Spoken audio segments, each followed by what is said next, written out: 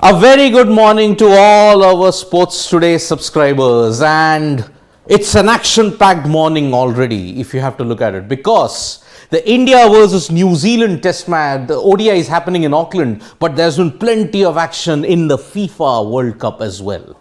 So let's immediately get down to what a special record the Indian cricket team ODI captain Shikhar Dhawan has achieved today. When Shikhar Dhawan hit 72, he joined a very elite list of Indian cricketers. Shikhar Dhawan went past 12,000 list A runs. He joined Sachin Tendulkar, Saurav Ganguly, Virat Kohli, Rahul Dravid, Mohammad Azharuddin, Yuvraj Singh as the only other players to have gone past 12,000 runs in list A cricket. Shikhar Dhawan looked good for a century today. His opening partnership with Shubman Gill was worth 124, but unfortunately he fell in quick succession, and that is why India was slightly pegged back. But Sanju Samson and Shreyas Iyer have ensured that India reach a very good total at the end on those small, ridiculously small boundaries in Auckland. But there is the shadow of match fixing as well. One of the Sri Lankan MPs has raised an issue that the Pakistan versus Sri Lanka first test in July 2022 in Galle was actually fixed. This is a very serious allegation that has been levelled, and the anti-corruption unit of the ICC has been invited to check into these claims. The MP, when asked about why did he make the accusations that the match was fixed, he offered no tangible proof whatsoever. But raising a fixing issue just like that too in the World Test Championship match between Pakistan and Sri Lanka, it really involves some bit of suspicion. We hope that the match fixing allegations are false and that the MP is also proven wrong. New Zealand cricket was indeed saddened when Martin Guptill was let out of a central contract because he wanted to play in other overseas leagues. Guess where Martin Guptill is heading? To the Melbourne Renegades in the Big Bash League. Can you believe it? It has been 10 years since Martin Guptill last played in the Big Bash League. He did play only one game, that was for the Sydney Thunder against the Sydney Sixers. That was in 2012. Since then, Guptill has been totally isolated from the Big Bash League. But in 2022-2023, he is going to make a mark for the Melbourne Renegades. Remember, Liam Livingstone pulled out, and that is why they have to fill that void. Who better than Mr. 237 Martin Guptill to ensure that that void is filled?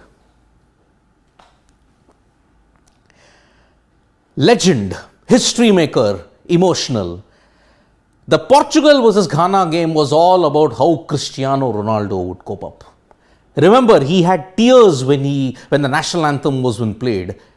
Perhaps in what could be his last World Cup, Cristiano Ronaldo showed that he is mortal after all. And everybody knows it, that penalty that Ronaldo hit made him the first individual in the history of the game to score in 5 different World Cups. Truly a remarkable feat from a remarkable sportsman. But he was also angry. Why is that? Firstly, his record was delayed because the goal that he had was a marginal offside, and that frustrated him. But he was also frustrated by the fact that one of the Ghana players copied his trademark Siu celebration, and that did not go down well with Cristiano Ronaldo. Well, imitation, they say, is the sincerest form of flattery, but in the case of Ronaldo, imitation seems to be the sincerest form of anger. We hope that the player, if you may say, there is nothing ill that the player did against Ronaldo. He was not mocking him, because Ronaldo is an iconic player. To get angry at that Siu celebration probably it's not becoming of Ronaldo as a player. Now imagine, born in one country, playing for another country, but hurting your mother country when you grow up. This is what happened with Mbolo. Remember, Mbolo was born in Cameroon, and when Switzerland played Cameroon, Mbolo was playing for the Swiss. And it was his goal that hurt his mother country 1-0 in that match. Talk about misplaced priorities in a way. It was a dark twist. But Mbolo was given opportunities in Switzerland. That is why he was eligible to play for Switzerland. And he scored the goal. This is a sight that the Canary Selassie will definitely not want to be looking at. Neymar, that injury, that ankle injury that he suffered, he was seen limping. That ankle is really, really swollen. Will he be available for the World Cup 2022, for the remainder of it? For Brazil, they will be hoping that this happens, because the last time Neymar succumbed to an injury, it was against Colombia, and we all know what happened after that. Neymar was missed in that semi-final in 2014 against Germany. Brazil were hammered 1-7 in a modern day version of the nightmare called the Minerazo. Neymar's injury after Brazil's win over Serbia, they will probably be hoping that he recovers. At least he is available for the round of 16. But if the Brazilian management are to believe it, he is fine and will be available for selection. Fans will be praying that this is indeed true, because Messi has suffered disappointment. They'll be hoping that Neymar does not suffer the same fate. Who is Snoop Dogg? The guy on the left or the guy on the right?